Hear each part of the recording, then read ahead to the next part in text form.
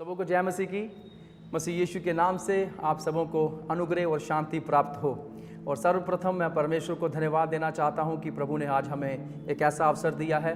और मैं धन्यवाद देना चाहता हूं द वे इंडिया का पास्टर जसकरण का ये अवसर मुझे देने के लिए कि आपके साथ मैं प्रभु के वचन को बांट सकूं।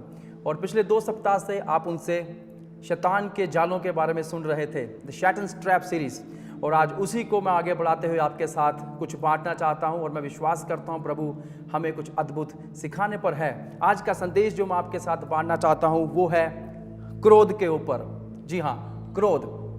और इससे पहले कि मैं इसमें आगे बढ़ूं, आइए हम अपनी बाइबल को अपने हाथों में लें, मेरे साथ खोलें। उत्पत्ति अध्याय 4 उसकी 6ठी आयत मैं आपके लिए पढ़ूंगा। उसके बाद हम प्रार्थना करेंगे और फिर परमेश्वर के वचन को हम सुनेंगे। उत्पत्ति अध्याय 4 उसकी 6ठी आयत। यहां पर इस प्रकार से लिखा है, परमेश्वर ने यहां पर कैन से बात करी और प्रभु कहते हैं, तब यहोवा ने कैन से कहा, तू क्यों क्रोधित है। यहां पर परमेश्वर ने कैन से एक सवाल पूछा और आगे लिखा है, और तेरे मुंह पर उदासी क्यों छाई है। आइए हम प्रार्थना करें। स्वर्गीय पिता परमेश्वर, हम अति आभारी और धन्यवादी हैं प्रभु आपके अनुग्रह के लिए जो हम पर बहुत आयत से हुआ है। हम धन्यवाद देते हैं आपके चुनाव के लिए, आपकी नियुक्ति के लिए। और प्रभु जी, आपने कहा कि तुमने मुझे नहीं चुना, मैंने तुम्हें चुना है। हालेलुया। हम आपकी स्तुति करते हैं मसीह यीशु के उस रक्त के लिए जो क्रूस पर बहाया गया। प्रभु, हमारी प्रार्थना है आज हम इस वचन को सुने, हम जब क्रोध के बारे में सीखें, पवित्र आत्मा आप हमारी सहायता करें ताकि हम अपने क्रोध को प्रभु आपके तरीके से नियंत्रित करना सीख सकें और हमें इससे छुटकारा प्राप्त हो, यीशु मसीह के नाम से, आमीन और आमीन। आपके और मेरे जीवन में ऐसा कोई ना कोई समय आया होगा जब हमने क्रोध किया है और उस क्रोध का सामना दूसरों ने किया है और उस क्रोध का सामना हमने भी किया है। और हम अपने जीवन में बहुत बार क्रोध करते हैं। क्रोध करने के बहुत सारे कारण हो सकते हैं, कुछ सही कारण भी हैं, कुछ गलत कारण भी हैं, लेकिन कभी ना कभी हम अपने जीवन में क्रोधित जरूर होते हैं। और कई बार क्रोध तब आता है जब हमें दूसरे लोग जख्म पहुंचा देते हैं, जब हमें दूसरे लोग निराश करते हैं, जब दुखी करते हैं, जब कोई दूसरा व्यक्ति आपको धोखा देता है, तब क्रोध आता है। और कई बार परिस्थितियों के कारण हम क्रोधित हो जाते हैं। बहुत सारी चीजें संसार में होती हैं जिसके कारण हम क्रोधित हो सकते हैं। परिस्थितियां हो सकती हैं, संबंध हो सकते हैं, मित्र हो सकते हैं, लोग हो सकते हैं। कई बार अपने जीवन में आई हुई बीमारियों के कारण भी हम क्रोधित हो सकते हैं। बहुत सारी चीजें हो सकती हैं। लेकिन मैं आपसे आज बात करना चाहता हूं, क्रोध तो जीवन में आएगा और रहेगा भी, लेकिन यदि हम उस क्रोध को उचित रीति से परमेश्वर के सहायता से हम उसको डील नहीं करेंगे, यदि उसके साथ हम पेश नहीं आएंगे, यदि हम उसको सही दिशा निर्देश प्रदान नहीं करेंगे, तो ये क्रोध जो है ये आत्मिक तौर पर, जज्बाती तौर पर और शारीरिक तौर पर हमारा बहुत बड़ा नुकसान कर सकता है। और मैं आपसे कहना चाहता हूं कि एक है जो इन चीजों का लाभ उठाकर हमें नाश कर सकता है, और वो कोई और नहीं, वो शैतान है। जी हां, this is one of the Shaitan's trap. एक जाल जो शैतान हमारे जीवन में लेकर आएगा, वो हमारी परिस्थितियों को कई बार ऐसा बना देता है, कई बार परिस्थितियों को, कई बार लोगों के कारण जो उसकी अधीनता में जी रहे हैं, ताकि आप और मैं क्रोधित हों, अपना आपा खो बैठें और वो कर बैठें जो परमेश्वर के वचन के खिलाफ है। लेकिन मैं आपसे कहना चाहता हूं, इस क्रोध ने कई संबंध तोड़ दिए हैं। इस क्रोध के कारण कई परिवार टूट चुके हैं, और इसी क्रोध के कारण बहुत सारे समाज नष्ट हो चुके हैं, और इसी क्रोध के कारण बहुत सारी कलीसियाएं भी नाश हो चुकी हैं। क्रोध जो है, यदि उसको हम सही रीति से अपने जीवन में उसको दिशा निर्देश ना करें, उसको सही रीति पर ना लेकर जाएं, यदि हम उसको ऐसे ही छोड़ दें अपने अंदर पलता हुआ, तो वो बहुत बड़े नुकसान को लेकर आ सकता है। और एक ऐसा समय भी आ सकता है जब ये क्रोध हमारे ऊपर अधिकार प्राप्त कर ले, जब हमें ये नियंत्रित करना शुरू कर दे, और उसके बाद हो सकता है ये हमारे जीवन से जाए ही ना। ये हमारी सोचों पर कब्जा कर सकता है, ये हमारी मानसिकता पर कब्जा कर सकता है।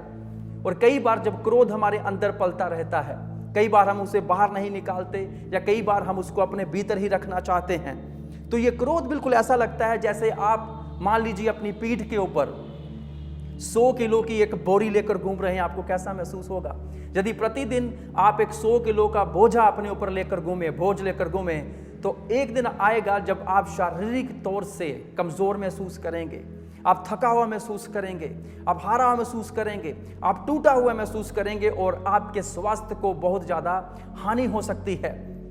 उसी प्रकार से यदि हम इस क्रोध का बोझ अपने जीवन में लेकर घूमें, प्रतिदिन जो हमारे अंदर पलता रहे, दूसरों के लिए, परिस्थितियों के लिए, समाज के लिए या किसी दुश्मन के लिए जो हमारा दुश्मन बन चुका है, कई बार हम बना लेते हैं, तो मैं आपसे कहना चाहता हूं ये हमारा बहुत बड़ा नुकसान कर सकता है।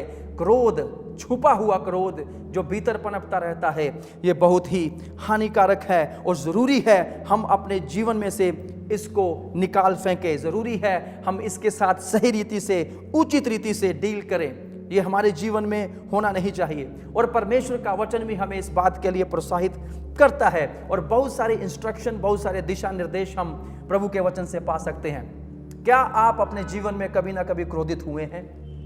क्या आपने अपने क्रोध के कारण दूसरों का नुकसान किया है? क्या आपके क्रोध के कारण कुछ संबंध टूट चुके हैं? क्या आप अपने क्रोध से आज़ादी पाना चाहते हैं? क्या आप चाहते हैं कि आप परमेश्वर की सहायता से अपने क्रोध को सही जगह लगा सकें? तो मैं आपसे कहना चाहता हूं, यदि हाँ, तो आज का संदेश आपके लिए है। मेरे साथ बने रहें, प्रभु हमारी सहायता करें।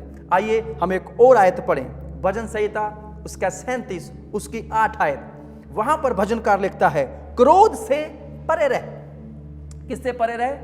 क्रोध से परे रह और जलजलाहट को छोड़ दे। आगे लिखा है, मत कूड़, उससे बुराई ही निकलेगी।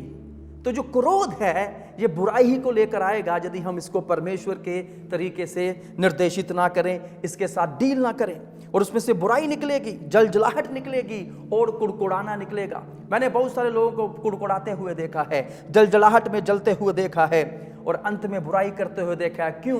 क्योंकि उनके अंदर कहीं ना कहीं वो छुपा हुआ क्रोध है। और मैं आपसे कहना चाहता हूं, क्रोध अजीजों एक ऐसी अग्नि है, ये दूसरों को जलाने से पहले आपको जलाकर राख कर देगी, आपको जलाकर राख कर देगी। क्या मेरे साथ है? और बहुत सारे नकारात्मक प्रभाव इसके हमारे आत्मिक जीवन पर, हमारे पारिवारिक जीवन पर, हमारे जज्बाती तौर पर पड़ सकते हैं। और मैं आपसे कहना चाहता हूं, सबसे ज्यादा क्रोध के कारण जिसकी हानि होती है वो कौन है? वो वही है जो क्रोध करता है। यदि आप और मैं क्रोध करने वाले हैं तो सबसे ज्यादा जो हानि होगी वो किसी और की नहीं होगी, वो हमारी ही होगी।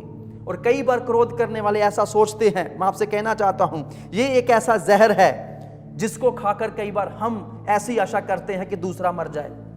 क्रोध एक ऐसा जहर है जिसको खा तो हम रहे हैं, लेकिन हम ऐसी आशा कर रहे हैं इससे कोई दूसरा मर जाए, लेकिन ऐसा नहीं होगा। और लेकिन इस क्रोध के कारण हमें बहुत सारी हानियों का सामना करना पड़ सकता है। मैं आपसे कहूं, एक क्रोध करने वाला व्यक्ति, जिसका क्रोध करना स्वभाव बन चुका है, उसका व्यवहार बन चुका है, वो अपनी शांति खो बैठता है। क्रोध आपकी शांति को नाश कर सकता है और उसके साथ साथ शांति ही नहीं, वो आपके आनंद को भी नाश कर देगा। क्योंकि एक क्रोधित व्यक्ति हर एक चीज में बुराइयां ढूंढता है, वो खुश नहीं रह सकता, वो आनंद नहीं कर सकता। और अंत में क्या होता है, मैं आपसे ये भी कहना चाहता हूं, anger can destroy your peace and can steal your joy and at last can hinder your prayers as well. वो आपकी प्रार्थनाओं को भी रोक सकता है। बाइबल में एक ऐसा स्थान है जब प्रभु यीशु मसीह अपने चेलों और बाकी लोगों से बात कर रहे थे। प्रभु यीशु मसीह ने कहा, यदि तू अपनी भेंट मंदिर में लेकर आए और तुझे वहां पर जाकर याद आए कि तेरे भाई के साथ तेरी कुछ कहा सुनी है, तो तू शीघ्र अपनी भेंट उसी वेदी पर रख देना और वापिस जाकर अपने भाई से मेल मिलाप करना, और तब तेरी भेंट जो है ग्रहण कर ली जाएगी। अजीजों, कई बार यदि हम अपने मन में इन चीजों को रख कर चल रहे हैं, कड़वाहट को रख के चल रहे हैं, इस क्रोध को छुपे रखकर दूसरे के प्रति चल रहे हैं, हमारी प्रार्थनाएं रुक सकती हैं। क्योंकि परमेश्वर चाहते हैं हम इस क्रोध को छोड़ें और अपने मन को सही कर कर उनके पास आएं, दूसरों से प्रेम करें, मेल मिलाप करें, उन्हें क्षमा करें और प्रभु से आशीष पाएं। और इसी बात को लेकर आज मैं आपसे बात करना चाहता हूं और आगे बढ़ना चाहता हूं। बाइबल में ऐसी बड़ी सारी चीजें हैं जो हम सीख सकते हैं क्रोध के बारे में। और मैं आपसे कहना चाहता हूं, कई बार ये बड़ा कठिन है और कई बार हम क्रोध के बारे में बात नहीं करना चाहते। Many of us don't feel comfortable dealing with that emotion. क्रोध है क्या? ये एक जज्बात है। This is an emotion. हो सकता है ये आपका स्वभाव ना हो, लेकिन यदि आप लगातार इसी जज्बात में चलते रहेंगे, आप बार बार उसको अपने ऊपर कब्जा करने देंगे, नियंत्रित करने देंगे, हो सकता है आपका स्वभाव भी बन जाए क्रोध करना। लेकिन बहुत बार हम अपने क्रोध के बारे में बात नहीं करना चाहते।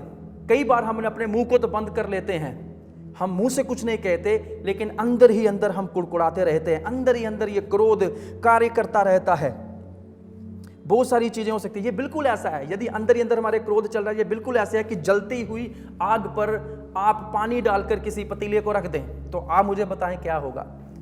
नीचे से आग जल रही है और पतीले में पानी है, वो उबल जाएगा। और कईयों के साथ ऐसा ही होता है, जब हम क्रोध के साथ डील नहीं करेंगे प्रभु के तरीके से, तो हमारे अंदर ही अंदर वो चलता रहेगा और एक दिन वो उबल कर बाहर आ जाएगा। लेकिन मैं आपसे कहना चाहता हूं, क्रोध अपने आप में एक पाप नहीं है। क्या क्रोध करना पाप है? जी नहीं, क्रोध अपने आप में पाप नहीं है, लेकिन कुछ ऐश्वर्य तरीके हैं और कुछ संसारिक तरीके हैं जिसके द्वारा हम इसको दिशा निर्देश दे सकते हैं, और वो इस बात का अंत में उसको डिसाइड करेंगे, उसका निर्णय करेंगे कि वो पाप बनेगा कि नहीं। मैं फिर दोहराना चाहूंगा कि क्रोध करना अपने आप में पाप नहीं है। There are godly and ungodly ways to deal with it. और आज इन्हीं चीजों के बारे में मैं आपसे बात करना चाहता हूं। अभी तक जो भी मैंने आपको बताया उसको दिमाग में रखते हुए आइए वापिस हम उत्पत्ति अध्याय 4 में आए। तो वहां पर हुआ क्या था? बाइबल बताती है 2 भाई थे, कैन और हैबेल, दोनों अपनी अपनी भेंटें प्रभु के पास लेकर आए। आइए हम देखें 3 आयत से, वहां पर लिखा है, कुछ दिनों के पश्चात कैन यहोवा के पास भूमि की उपज में से कुछ भेंट ले आया, और हाबिल भी अपनी भेड़ बकरियों की कई एक पहलोठे बच्चे भेंट चढ़ाने को लाया और उनकी चर्बी भेंट चढ़ाई। तब यहोवा ने हाबिल और उसकी भेंट को तो ग्रहण किया, परंतु कैन और उसकी भेंट को उसने ग्रहण ना किया। तब कैन अति क्रोधित हुआ। क्या हुआ? वेरी एंग्री, अति क्रोधित हुआ, और उसके मुंह पर उदासी छा गई। तब यहोवा ने कैन से कहा, एक बड़ा ही उचित सवाल परमेश्वर ने कैन से पूछा, तू क्यों क्रोधित है? तू क्यों क्रोधित है और तेरे मुंह पर उदासी क्यों छाई है? यदि तू भला करे तो क्या तेरी भेंट ग्रहण ना की जाएगी? और यदि तू भला ना करे तो पाप द्वार पर छिपा रहता है और उसकी लालसा तेरी ओर होगी और तुझे उस पर प्रभुता करनी है। बाइबल आगे कहती है, तब कैन ने अपने भाई हाबिल से कुछ कहा, कुछ कहने को गया, और जब वे मैदान में थे तब कैन ने अपने भाई हाबिल पर चढ़कर उसे घात किया। क्यों घात किया? गुस्से के कारण। और इसी बात से मैं आपसे बात करना चाहता हूं। और यहां पर हमने देखा परमेश्वर ने उसको एक सवाल पूछा, कैन तू क्यों क्रोधित है? आज ये सवाल आपके और मेरे लिए भी है। हम क्यों क्रोधित होते हैं और तेरा मुंह क्यों लटका हुआ है? यदि तू सही करे तो क्या तेरी भेंट ग्रहण नहीं की जाएगी? तो इस बात को समझे कि क्रोध कहां पर है। क्रोध इससे पहले कि बाहर दिखे, यह हृदय से उत्पन्न होता है, यह दिल का मामला है। क्रोध हृदय से उत्पन्न होता है और उसके बाद बाहर निकलता है। और बाइबल बताती है जो क्रोध कैन के भीतर था, वो गया अपने भाई से, उसने बातचीत करी, हमने जानते उसने क्या बातचीत करी, लेकिन उसके बाद उसने अपने भाई को मार दिया। तो हुआ क्या? यहां पर तथ्य को देखे, दोनों भाई भेंट लेकर आते हैं। एक भाई की भेंट ग्रहण कर ली गई, एक भाई की भेंट को परमेश्वर ने ग्रहण नहीं किया, और जिसके भेंट को ग्रहण नहीं किया उसका नाम कैन था। और बाइबल कहती है वो बहुत ज्यादा गुस्से से भर गया। जो कैन था वो परमेश्वर के साथ क्रोधित था, उसको परमेश्वर के ऊपर क्रोध था। लेकिन सवाल यह है, क्या उसका क्रोध करना उचित था? क्या उसके पास कोई कारण था क्रोध करने का? मेरे साथ सोचिए, क्या उसके पास कोई उचित या सही कारण था क्रोध करने का? मैं आपको बताऊं, नहीं, उसके पास कोई भी उचित कारण नहीं था क्रोध करने का। तो मैं आपके सामने ये पहली चीज रखना चाहता हूं, जब आप और मैं क्रोधित हों तो सबसे पहला सवाल जो हमें यहां पर रुककर पूछना है वो ये है कि मैं क्रोधित क्यों हुआ हूं? Why I am angry? क्या मेरा गुस्सा करने का कोई उचित और कानूनी या सही कारण है? मैं क्यों क्रोधित हुआ हूं? और कई बार बहुत सारे जो नकारात्मक जज्बात जो है वो हमारे विचारों में से होकर उठते हैं, उनका जन्म हमारे विचारों में होता है। इसलिए बाइबल कहती है विचारों में ये सब कुछ होता है। और यहां पर हम देख सकते हैं कि जो कैन था वो इसलिए परमेश्वर से नाराज था, इसलिए प्रभु पर क्रोधित था क्योंकि परमेश्वर ने उसकी भेंट को ग्रहण नहीं किया था, उसको ठुकरा दिया था। लेकिन परमेश्वर ने उससे एक सवाल पूछा, बड़ा उचित सवाल, कैन तू क्यों क्रोधित है? कैन तू क्यों क्रोधित है? और क्या कारण है तेरे क्रोध का? परमेश्वर ने एक उचित सवाल कैन से पूछा। यदि तू सही करे, परमेश्वर ने उससे कहा, तो क्या तेरी भेंट ग्रहण नहीं की जाएगी? लेकिन यहां पर हम देखते हैं कैन ने परमेश्वर के निर्देश को अनसुना कर दिया।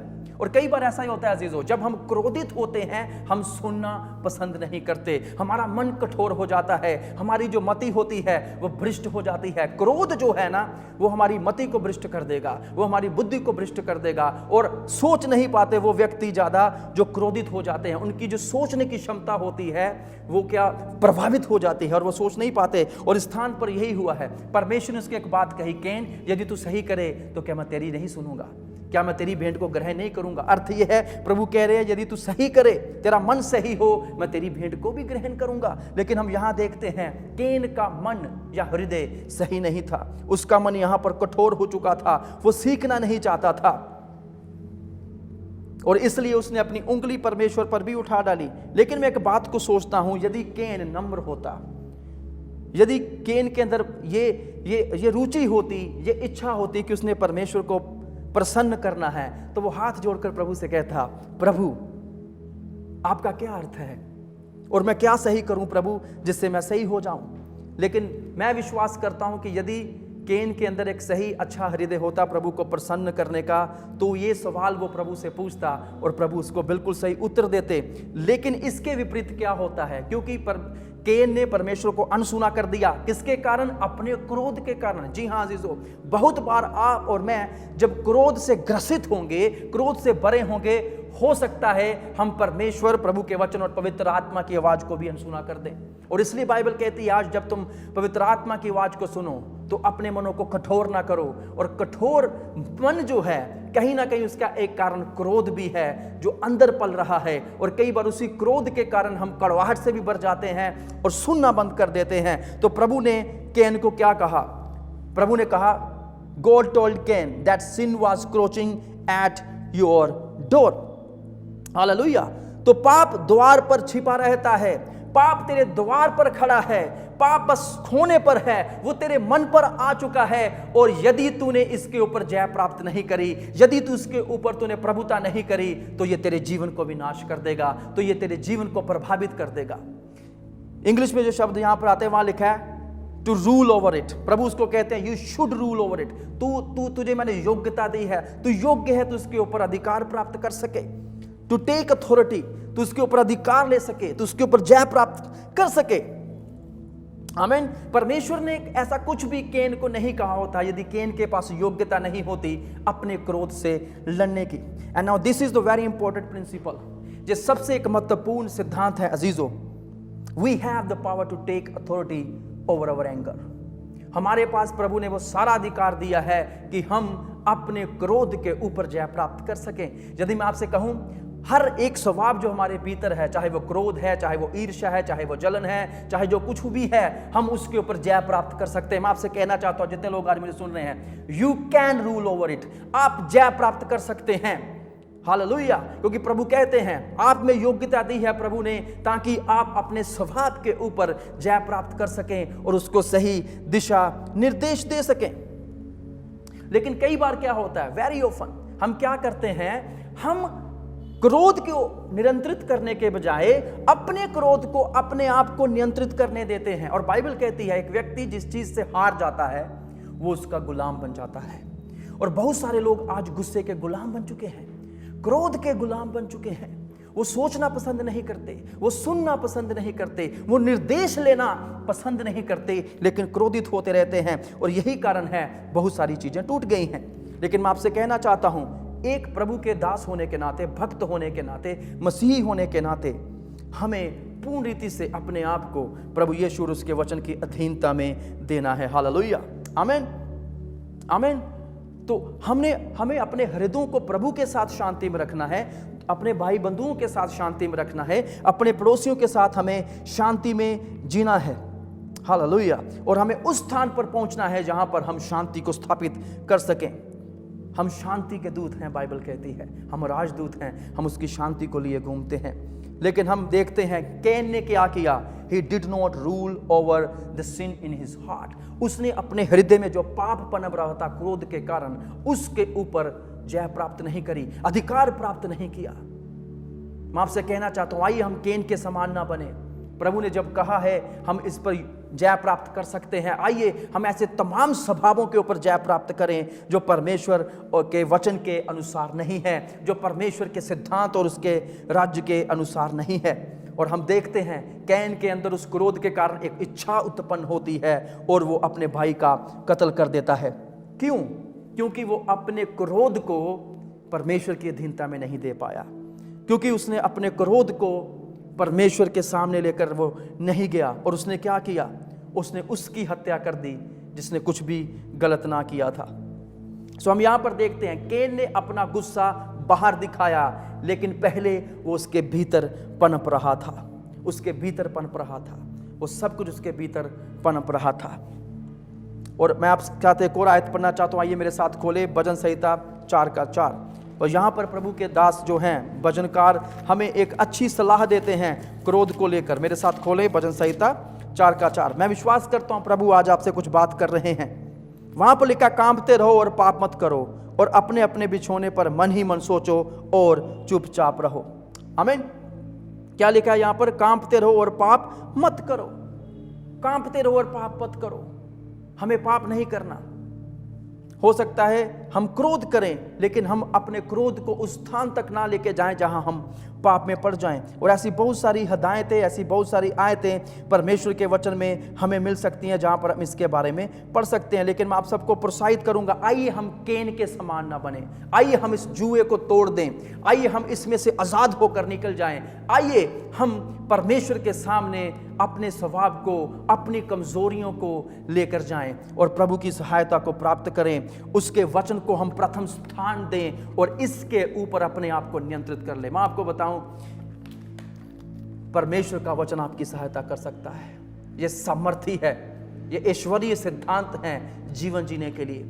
और यदि आप और मैं सच में एक ऐसा जीवन जीना चाहते हैं जैसा प्रभु चाहते हैं, आइए हम परमेश्वर के वचन को अपने जीवन का आधार बनाएं। सो किस प्रकार से हम अपने क्रोध को काबू कर सकते हैं या नियंत्रित कर सकते हैं, या उसको सही दिशा निर्देश दे सकते हैं। आइए हम परमेश्वर के वचन से इस बात का ज्ञान प्राप्त करें। सबसे पहली बात जो मैं आपसे कहना चाहता हूं वो है एक्नॉलेज योर एंगर। क्रोध को स्वीकार करें, स्वीकार करें कि आप क्रोधित हैं। आप सोचेंगे वो कैसे? कई बार हम क्रोधित तो होते हैं लेकिन स्वीकार नहीं करते।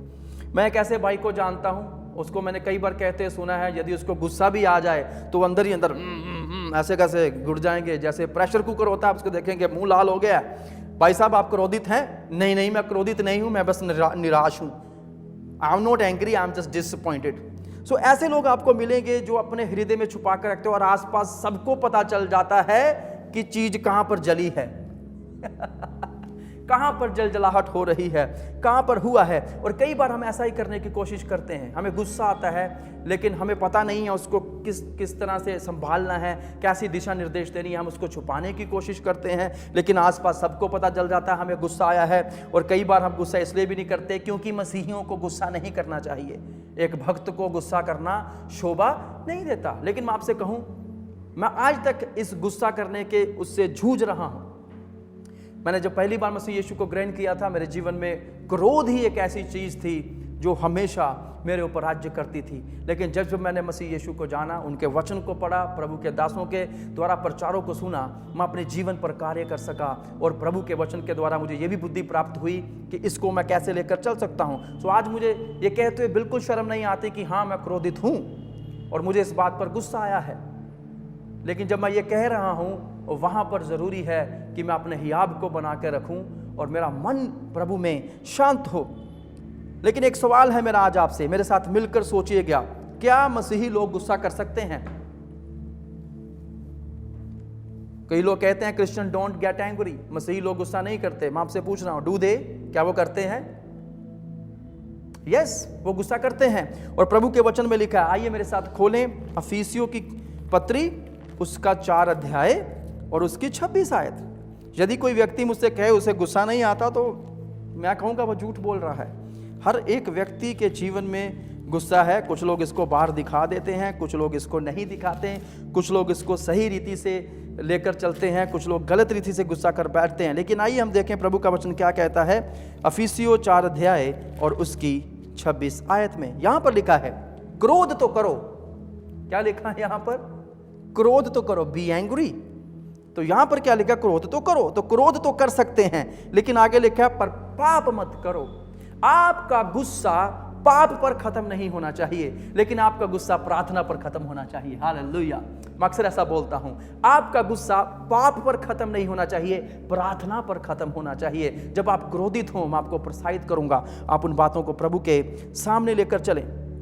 तो यहां पर लिखा है क्रोध तो करो पर पाप मत करो, और सूर्य अस्त होने तक तुम्हारा क्रोध ना रहे।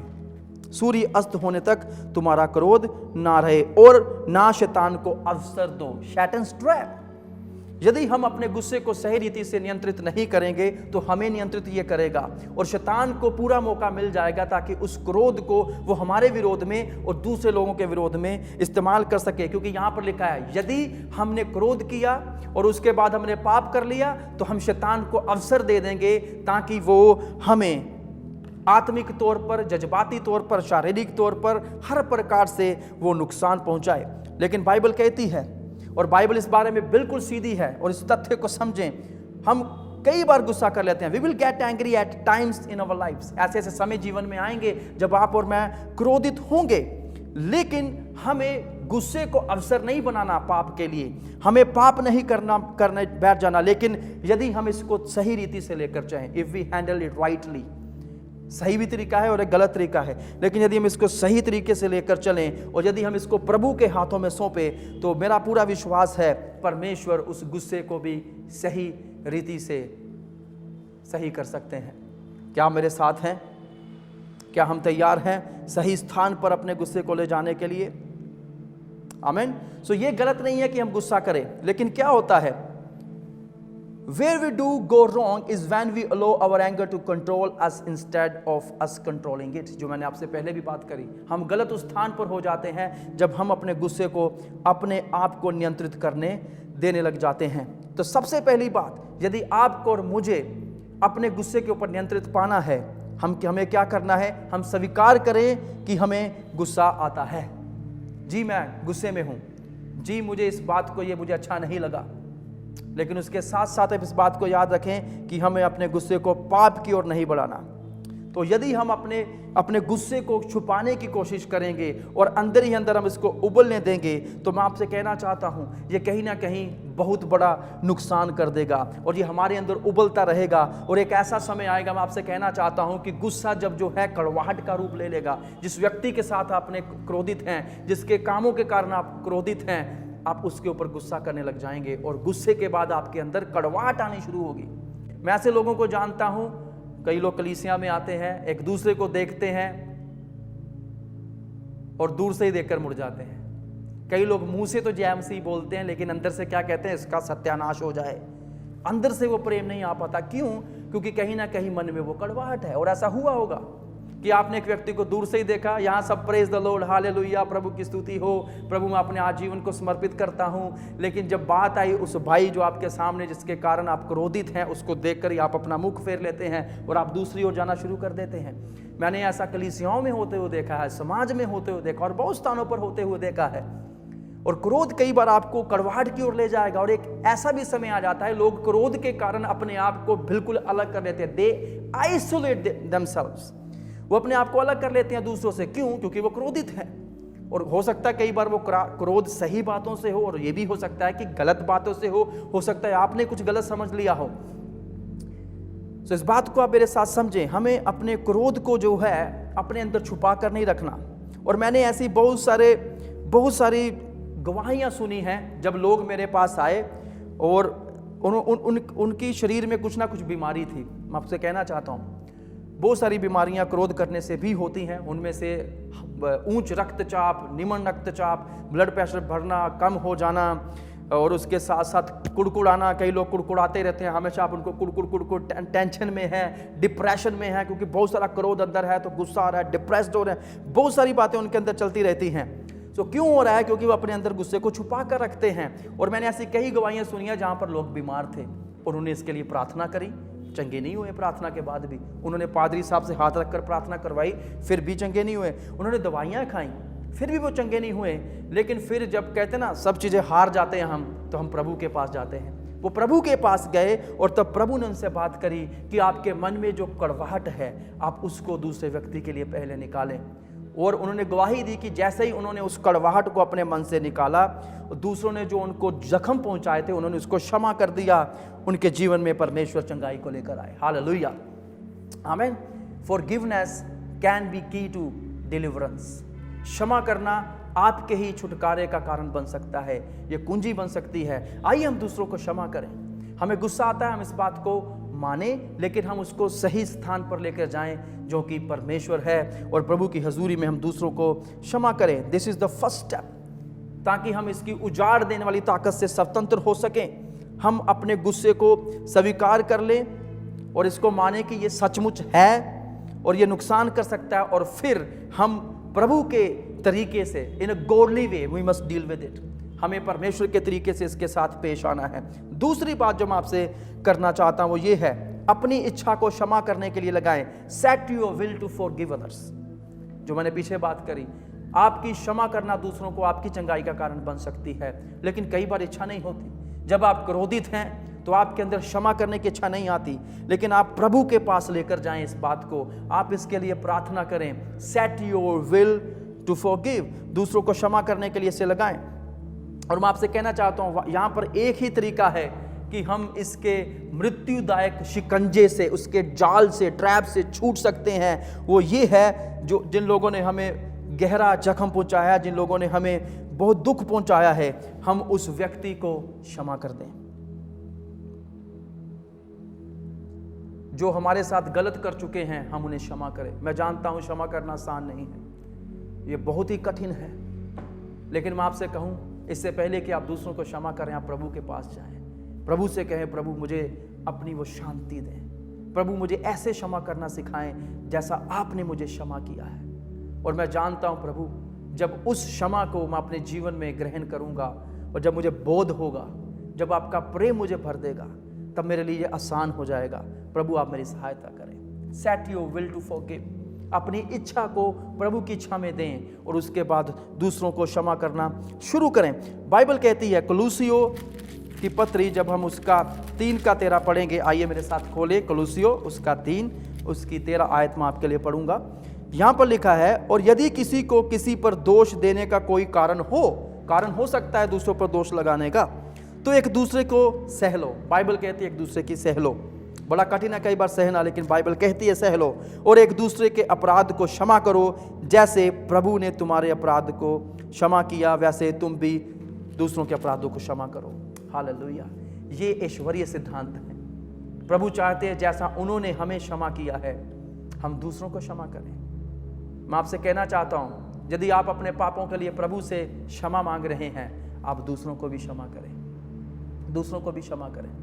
कई बार जब दूसरा पाप करता है, हम न्यायी बन जाते हैं, लेकिन जब हम खुद पाप करते हैं तो हम क्षमा याजक बन जाते हैं। हम चाहते हैं कि प्रभु हमें क्षमा कर दे, दूसरे हमें क्षमा कर दे। मैं आपको प्रोत्साहित करूंगा, दूसरों को क्षमा करना आपके और मेरे छुटकारे का कारण बन सकता है।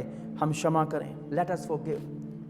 आओ आ दूजिਆਂ ਨੂੰ क्षमा करना शुरू करिए, दूजिਆਂ ਨੂੰ माफ करिए, दूजिਆਂ ਨੂੰ माफी दइए, उनको हम क्षमा करें। आमीन। So the key of being able to forgive is understanding that forgiveness is not a matter of how we feel about the person. तो सबसे पहली जो चाबी है, कुंजी है क्षमा करने की, वो ये है, इस बात को समझे, ये इसके बारे में नहीं है कि उस व्यक्ति के बारे में आप कैसा सोचते हैं, how you feel about that person. आपके मन में उसके बारे में किस प्रकार की विचारधारा, ये उसके बारे में नहीं है। ये पता किसके बारे में है? But of making the heart commitment to no longer hold their offense against them. लेकिन अपने दिल को उस स्थान पर लेकर आ जाना, अपनी इच्छा को उस स्थान पर लेकर आ जाना जब आप दूसरे के जो पाप है उसको पकड़ कर नहीं रखेंगे, लेकिन आप उसे छोड़ देंगे, उसी प्रकार से जैसा प्रभु ने क्षमा किया है। हालेलुया। हम क्षमा करना सीखें। बाइबल बताती है प्रभु यीशु मसीह जानते थे कि यहूदा इस्करियोती उन्हें पकड़वाने वाला भी है, लेकिन उसके बावजूद भी प्रभु यीशु ने जब पांव धोए थे तो यहूदा इस्करियोती के भी पांव प्रभु यीशु ने डो डाले थे। बाइबल में नहीं लिखा यीशु मसीह ने यहूदा के पांव नहीं धोए, बाइबल कहती है यीशु ने अपने चेलों के पांव धोए। और मैं विश्वास करता हूं ये जानते हुए भी कि यहूदा धोखा देगा, ये जानते हुए कि he is the one who will deceive, ये धोखा देने वाला, यही पकड़वाएगा, यही मेरे प्रेम का मजाक उड़ाएगा। और उसका चुंबन जो उसने यीशु मसीह को दिया था इसलिए नहीं दिया था कि उससे प्यार करता है, उसको पकड़वाने वाला है, उसके बावजूद भी यीशु ने उसके पांव धोए। दूसरों के पाप इस चीज में नहीं आने चाहिए कि हम उनकी सेवा ना कर पाए, लेकिन मेरा विश्वास है यीशु मसीह उस समय भी यहूदा को क्षमा कर चुके थे, ये जानते हुए भी कि ये पकड़वाने वाला है। इसलिए बाइबल कहती है दूसरों के अपराधों को क्षमा करो। और मैं आपसे कहना चाहूँगा जब हम पूरी इस बात का निर्णय लेंगे कि जैसे प्रभु ने मुझे क्षमा किया है मैं भी दूसरों को क्षमा करूँगा, तो क्षमा करना आसान होगा। और कई बार क्षमा करना इसलिए भी आसान है, इससे पहले कि ये आशीष दूसरों तक पहुँचे या आप तक पहुँचेगी यदि आप उन्हें क्षमा कर देंगे, क्योंकि प्रभु चाहते हैं हम क्षमा करें। आमीन। सो हमें ये एक निर्णय लेना है कि हम दूसरों को क्षमा करें और दूसरों के पापों को हम पकड़ कर ना रखें उसी प्रकार से जैसा प्रभु ने हमारे साथ किया है। हम उससे कहेंगे ये बड़ा कठिन है, जी हाँ ये कठिन है, इसलिए ही हमें प्रभु की आवश्यकता है, जो कि मेरा तीसरा पॉइंट है। आइए हम देखें तीसरी बात जो हमें करनी है वो ये है, pray the prayer of forgiveness. एक बार आपने निर्णय कर लिया कि आप दूसरों को क्षमा करेंगे, उसके बाद प्रार्थना में उसको क्षमा करें, प्रार्थना में उसको क्षमा करें। आप इस बात को प्रभु तक लेकर आए। Once we make the decision to forgive, we need to take action to put the commitment into effect. तो जो निर्णय हमें ले लिया है हम उसको प्रभाव में लेकर आना है। और ये कैसे होगा? जब हम प्रभु के सामने जाएंगे और हम उनके लिए प्रार्थना करेंगे जो हमें सताते हैं। प्रभु यीशु ने कहा उनके लिए प्रार्थना करो जो तुम्हें सताते हैं। कई बार ये बात मैं मजाक में अपनी कलीसिया में बोलता हूँ। कई बार कलीसिया में बहुतों को लगता है पासवान उन्हें सताते हैं, तो मैं उनको कहता हूँ बाइबल कहती है अपने दुश्मनों के लिए प्रार्थना करो, तो आप लोग मेरे लिए प्रार्थना करो। हालेलुया। मैं आपसे कहूँ there is a blessing when you pray for the enemies. जब आप अपने दुश्मनों के लिए प्रार्थना करते हैं वहाँ पर एक आशीष है, और वह आशीष ये है कि आप परमेश्वर के हृदय को प्रसन्न कर देंगे। क्या प्रभु के हृदय को प्रसन्न करना चाहते हैं? क्या प्रभु को प्रसन्न करना चाहते हैं? This is the way, let us forgive one another. आइए हम एक दूसरे को क्षमा करना शुरू करें और हम परमेश्वर के सामने इस बात को लेकर जाएं। हम प्रभु के सामने जाएं और इस बात को लेकर जाएं कि प्रभु आप मेरी सहायता करें। क्षमा करना आसान नहीं है, लेकिन यदि आप प्रभु के पास जाएं और ये बात आपके और प्रभु के बीच की बन जाएगी। मैं आपसे कहूँ बहुत सारे जो इश्यूज जो हैं, बहुत सारे इश्यूज जो आपके और मेरे बीच में हो सकते हैं, जो आपके अपने भाई बहनों के साथ हैं, वो असल में उनके साथ नहीं हैं। वो असल में वो सारी इश्यूज आपके प्रभु के साथ है, वो आपके प्रभु के साथ हैं। इसलिए याद करें, पहले अपनी भेंट वेदी पर रख और जाकर मेल मिलाप कर। तो ज़रूरी आप प्रभु के साथ पास जाएं, आप प्रार्थना करें, आप उससे कहें प्रभु मेरी सहायता कर, ताकि मैं उस व्यक्ति को क्षमा कर सकूं। और प्रभु के सामने आप उस क्षमा की प्रार्थना को करें कि प्रभु आपके सामने मैं आज उस व्यक्ति को क्षमा करता हूँ, मैं उसके पाप को पकड़ कर नहीं रखूँगा, और सारी कड़वाहट जो मेरे भीतर है प्रभु आप उसके लिए निकाल दें। मैं आपसे ज़रूर कहूँगा प्रार्थना करना हमेशा सहायता करता है। आप प्रार्थना करें, आप प्रार्थना करें। मैं अक्सर लोगों से कहता हूँ जब कुछ भी समझ ना आए घुटने टिकाओ और प्रार्थना करो। When you don't understand anything in your life, just kneel down and pray. And sometimes we really don't have to understand it. और कई बार अपने जीवन में हमें समझने की आवश्यकता भी नहीं है, लेकिन हम ये काम कर सकते हैं जिस प्रभु पर हम भरोसा करते हैं। जस्ट ट्रस्ट हिम, और सारी चीज़ों को आप उसके हाथों में समर्पित कर दें, उसको नियंत्रित करने दें। आप प्रार्थना में प्रार्थना करें, क्षमा की प्रार्थना करें। सबसे पहली बात मैंने आपको कही कि आप माने कि आप क्रोधित हुए हैं, और उसके बाद उसको परमेश्वर के ढंग से उसके साथ डील करना शुरू करें। और दूसरी बात मैंने आपसे कही क्षमा करने की इच्छा रखें अपने भीतर। तीसरी बात मैंने आपको कही प्रार्थना करते हुए प्रार्थना में आप उन्हें क्षमा करें। चौथी बात प्रभु से सहायता मांगें ताकि आप गुस्से वाली सोचों पर जय प्राप्त कर सकें। मुझे पता है कई बार मैंने लोगों को क्षमा भी कर दिया, लेकिन वो सोचें मेरे अंदर आना बंद नहीं हुई। क्यों?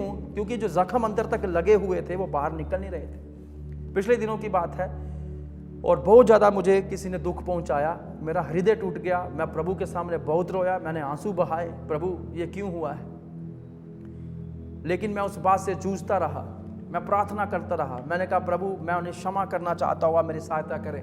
मैंने उनको क्षमा कर दिया, लेकिन क्षमा करने के 15-20 दिन तक मुझे बहुत सारे ख्याल, वो सोचें आती जा रही थी, वो गुस्से वाली सोचें जो फिर से मेरे गुस्से को ट्रिगर कर सकती थी। और मैं प्रभु से कह रहा था प्रभु मैं उनको क्षमा कर चुका हूँ, मेरे मन में अब ऐसा कुछ नहीं है, तो लेकिन ये सारी सोचें मेरे भीतर क्यों आ रही हैं। तो ऐसा होता है कई बार। सो आप और मुझे प्रभु से हमें सहायता मांगनी है ताकि परमेश्वर इन तमाम जो सोचें हमें आ रही हैं उनमें भी हमारी सहायता करे। आमीन। सो बाइबल कहती है कि हमें हर एक उस बड़ी सोच को मसीह के अधीन करना है, मसीह के अंतर्गत लेकर आना है। तो हम अपनी सोचों को, ख्यालों को प्रभु के पास लेकर आए। और जैसा प्रभु का कलाम कहता है, हम अपने मस्तिष्क को प्रभु के वचन से सींचें। Saturate your mind with the word of God. पौलुस लिखते हैं अपने दिमागों को, अपनी सोचों को प्रभु के वचन के साथ तुम सींच लो। हालेलुया। यही हमें करने की आवश्यकता है, क्योंकि प्रभु का वचन सर्वशक्तिमान है हमें दिशा निर्देश देने के लिए, हमें सशक्त बनाने के लिए, ताकि हम क्षमा कर सकें, ताकि हम क्रोध से मुक्ति प्राप्त कर सकें। आइए मेरे साथ मिलकर सोचे थोड़ा। क्या आपने कभी केले खाए हैं? केले, 1 दर्जन केले कभी बाजार में आपने देखे होंगे केले। और जब भी आप मेरे साथ सोचें, जैसे ही मैंने केले कहा आपके दिमाग में वो पीले पीले फलों की तस्वीर बन गई। केले सबने खाए हैं, है ना, एकदम वो तस्वीर बनी। और यदि मैं आपको अभी कहूं कि उन पीले पीले अच्छे से पके हुए केलों के बारे में सोचना बंद करें, तो क्या आप बंद कर पा रहे हैं केले? नहीं। कई बार हम जब बहुत ज़्यादा सोचते हैं किसी चीज़ के बारे में, और जब हम सोचना बंद भी कर दे, फिर भी पीछे मस्तिष्क में वो सोचें आने लग जाती हैं, वो लगातार चलती है। और उसका कारण एक पदार्थ है जो हमारे दिमाग में है, और वैज्ञानिक तौर पर आप उसको समझ सकते हैं, लेकिन आज मैं उसकी बात नहीं करूंगा, केलों की बात मैं कर रहा हूं। तो केले आपके दिमाग में आना शुरू हो जाते हैं, एकदम तस्वीर बन गई आपके दिमाग में केलों की। तो अगली बात आपसे करें, कभी आपने किसी दुर्घटना को होते हुए देखा है? एक्सीडेंट। पिछले दिनों में मेरी वाइफ और बेटी का एक्सीडेंट हुआ। हम लोग बड़ी अपनी बाइक के ऊपर आसानी से जा रहे थे, बेटी आगे बैठी थी, 5 साल की बेटी है मेरी वाइफ पीछे थी, और एक पियक्कड़ शराबी ने आकर ऐसे हमारे अंदर कार मार दी, और हमें कुछ चोटें भी आई, और हमारा एक्सीडेंट हुआ। सो अब मुझे बताएं, जैसे ही मैंने एक्सीडेंट के बारे में आपको बताना शुरू किया, तो आप किसके बारे में सोच रहे थे? केलों के बारे में कि एक्सीडेंट के बारे में? देखिए थोड़ा दिमाग कैसे खेल खेलता है। अभी एकदम आपके दिमाग में एक्सीडेंट का दृश्य बन गया होगा, जहां पर मैं बाइक पर जा रहा हूं और इधर से कार आ रही होगी। सो मैं आपसे कहना चाहता हूं, बिल्कुल ऐसा ही करें। जब आपके भीतर ये गुस्से वाली सोचें आती हैं, तो हमें चैनल बदल लेना है। एकदम आप चैनल बदलें। और वो चैनल क्या हो सकता है? मैं आपको कहूंगा अपनी सोचों को प्रभु के वचन पर आधारित करें। Hallelujah. That's what we have to do. हमारी सोचों को हमें प्रभु के वचन पर आधारित करना है, हमें इसके अनुसार जीना है। इसलिए बाइबल कहती है प्रभु के वचन को meditate the word of God. Hallelujah. इसको मनन करो, इसको कंठस्थ कर लो, इसको याद कर लो।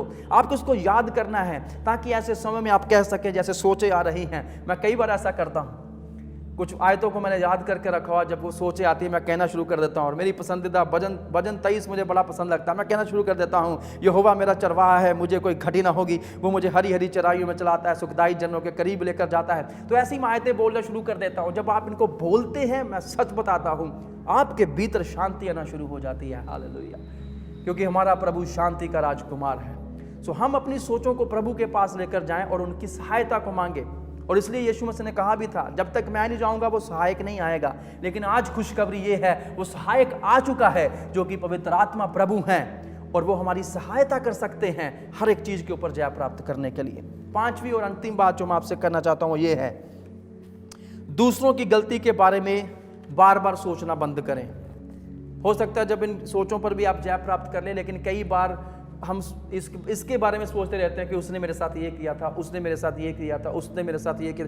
मैं बड़ा हैरान होता हूँ कई बार जब लोगों को मैंने लड़ते हुए देखा, कई मियाँ बीवी भी आपस में लड़ते हैं, तो एकदम बीच में से आवाज आती है, बीवी कहती है 5 साल पहले भी आपने मेरे।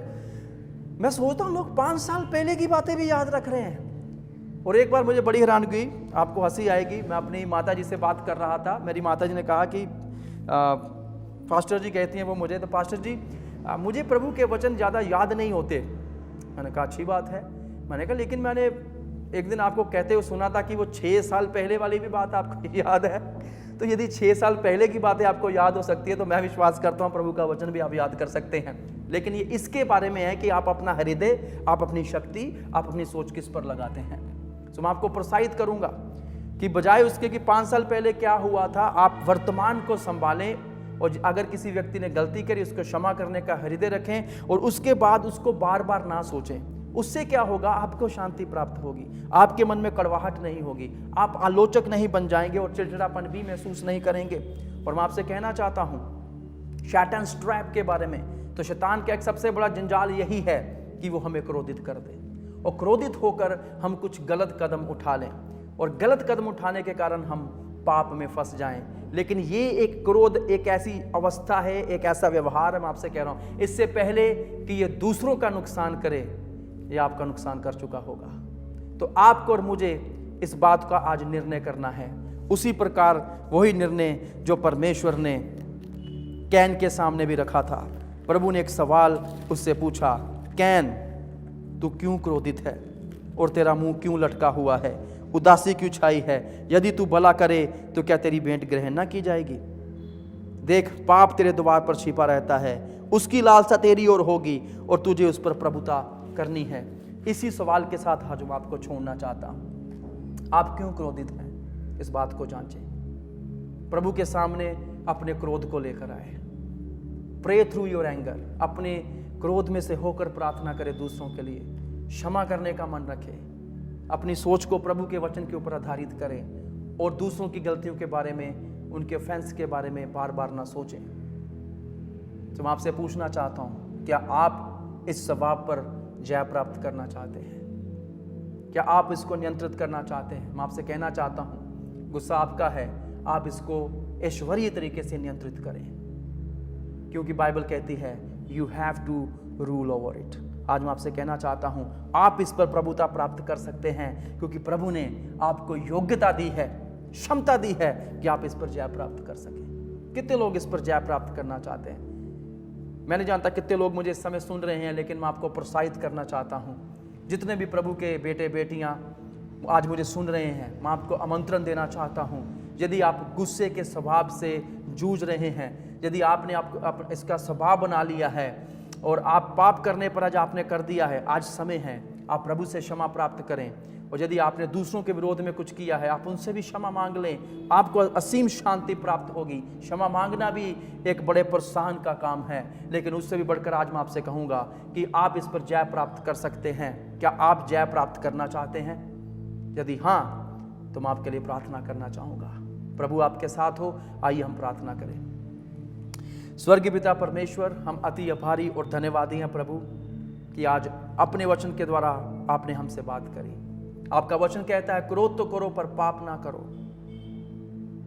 और सूर्य ढलने से पहले ही क्षमा प्राप्त कर लो, जब मेल मिलाप कर लो, जब बात को खत्म कर लो और शैतान को अवसर ना दो। मेरी आज प्रार्थना है प्रभु, हम में से बहुत सारे लोग इस क्रोध के बहुत सारी मुसीबतों से जूझ रहे हैं, मुश्किलों से जूझ रहे हैं, कईयों का स्वभाव बन चुका है। मेरी आज प्रार्थना है प्रभु, आप हमारी सहायता करें, इस क्रोध के ऊपर जय प्राप्त करने के लिए आप हमारी सहायता करें। क्रोध के कारण जो कड़वाहट हमारे भीतर आ चुकी है दूसरों के लिए, हमें उस कड़वाहट से छुटकारा पाने के लिए सहायता करें। हमारी सहायता करें कि हम निर्णय ले सकें प्रभु दूसरों को क्षमा करने का, क्योंकि आपने हमें क्षमा किया। आपने कहा इसलिए तुम दूसरों को क्षमा करो, दूसरों के अपराध क्षमा करो, आपने कहा। आज प्रभु एक बार फिर से मैं याद करता हूं उन लोगों को जिन्होंने मेरे विरुद्ध भी अपराध किया, आज मैं उन्हें क्षमा करना चाहता हूं। और मैं प्रार्थना करना चाहता हूं जितने लोग आज मुझे सुनते हैं उनके जीवन में छुटकारा होने पाए, यीशु के नाम से प्रभु आज उनके जीवन में छुटकारा होने पाए।